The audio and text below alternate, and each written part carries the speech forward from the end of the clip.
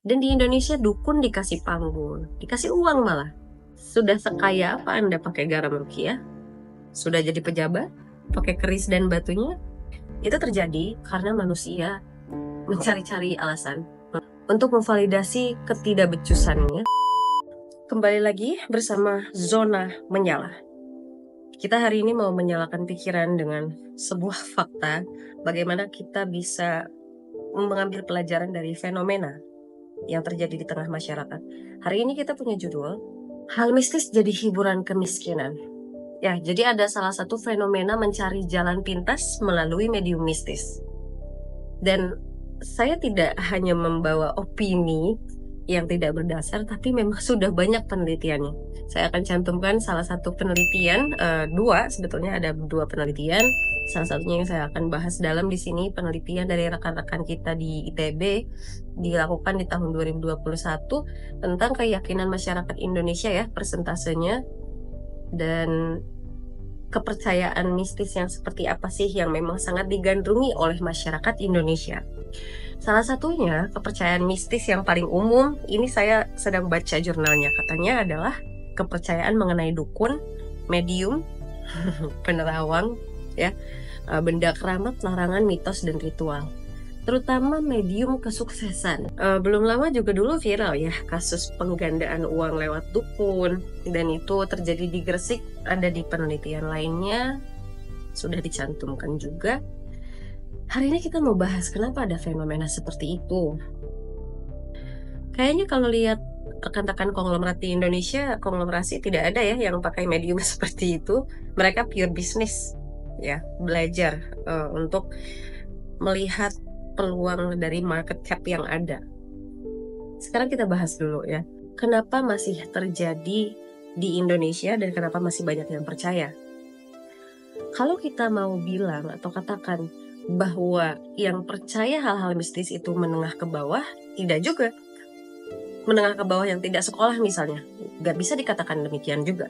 Karena berdasarkan penelitian, respondennya ini adalah orang-orang yang sudah sekolah semuanya.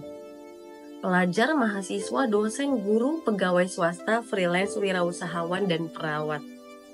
Meskipun tidak 100% percaya, tapi dari semua profesi ini, yang percaya akan hal-hal mistis itu sebanyak 23,9% ditambah 52,2% yang masih ragu-ragu antara iya percaya sih dan enggak juga gitu ya.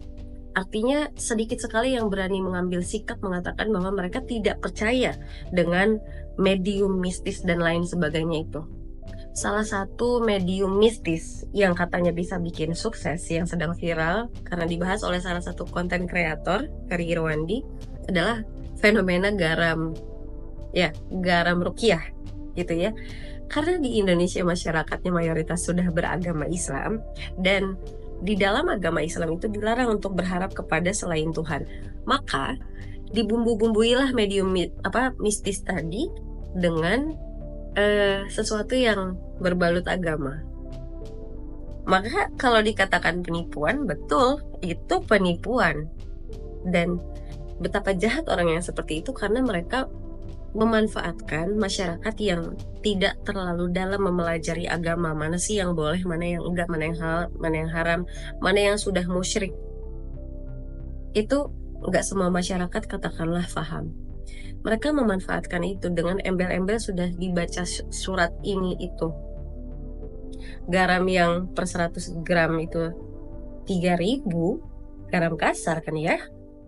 Bahkan bisa lebih murah, dia jual 100.000. Dia jual 100.000 dan yang beli itu banyak sekali.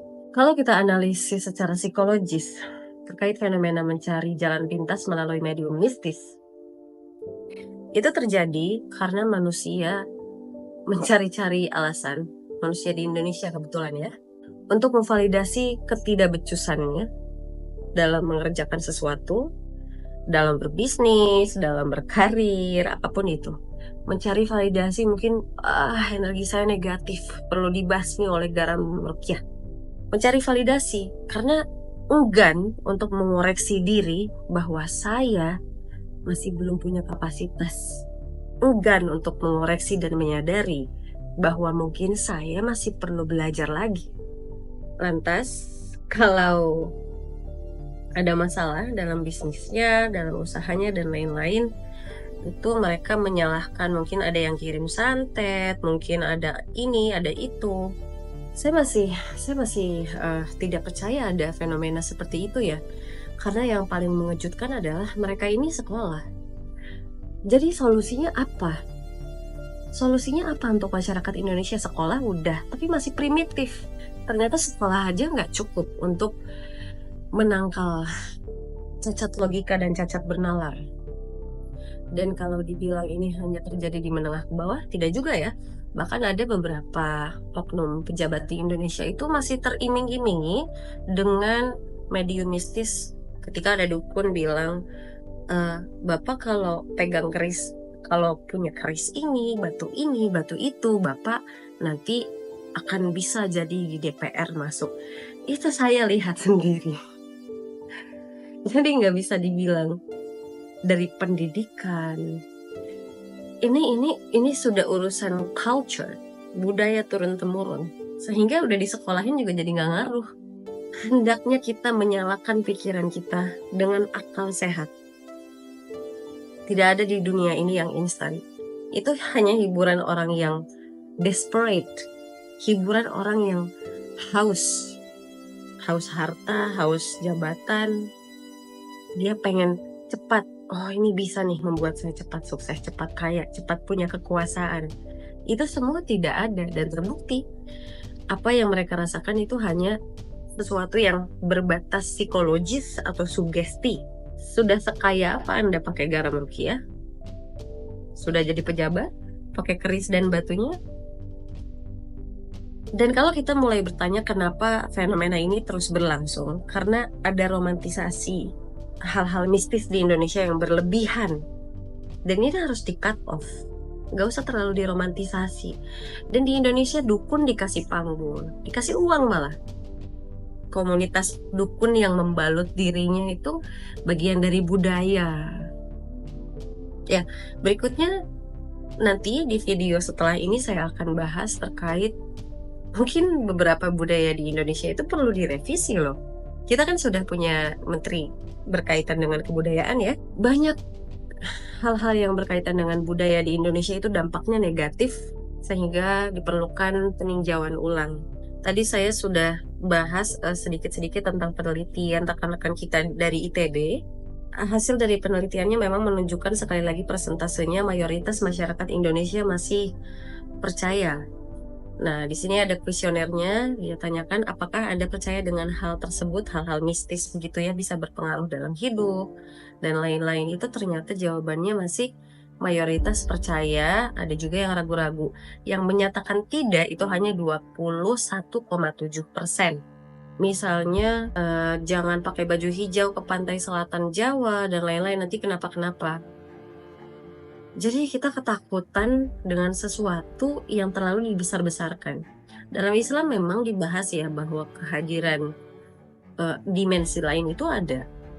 Tapi dinyatakan juga dalam Islam bahwa kehadirannya itu sangat amat lemah. Sesungguhnya bisikan setan itu lemah. Sesungguhnya jin itu tidak dapat melukai manusia.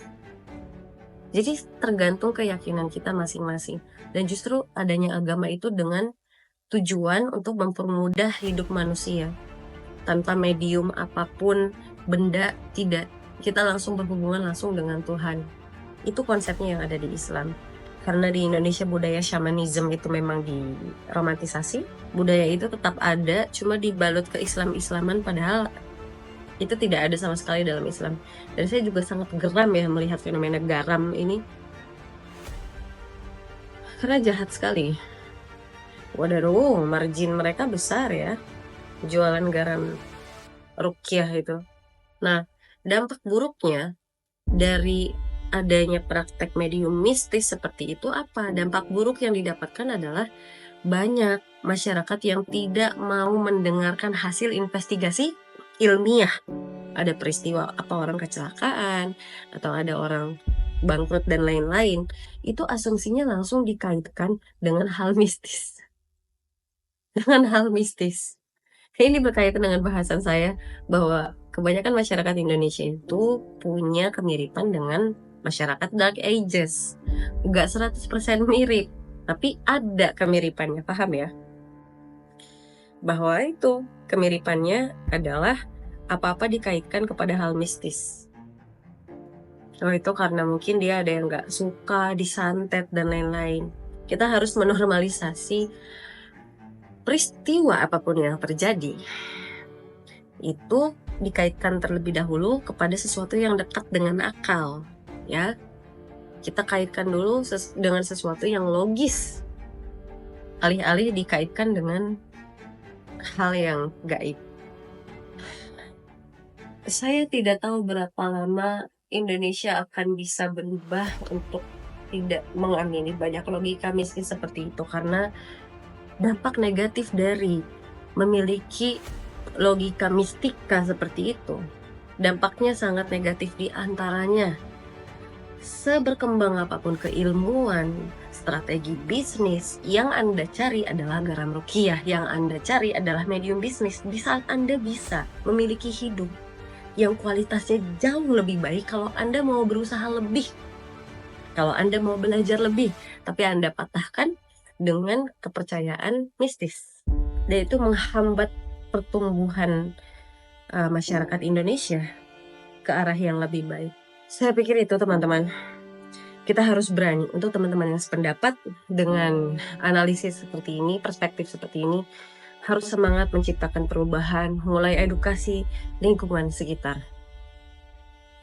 Kita tidak bisa menyongsong Indonesia emas dengan mentalitas mistis seperti itu. Itu akan membatasi kita. Banyak orang pintar tidak diapresiasi di Indonesia, ya, karena orientasinya kebanyakannya mistis, alih-alih logika. Kita harus hentikan hal-hal buruk, lanjutkan hal-hal yang baik. Saya rasa cukup, rekan-rekan. Salam menyala.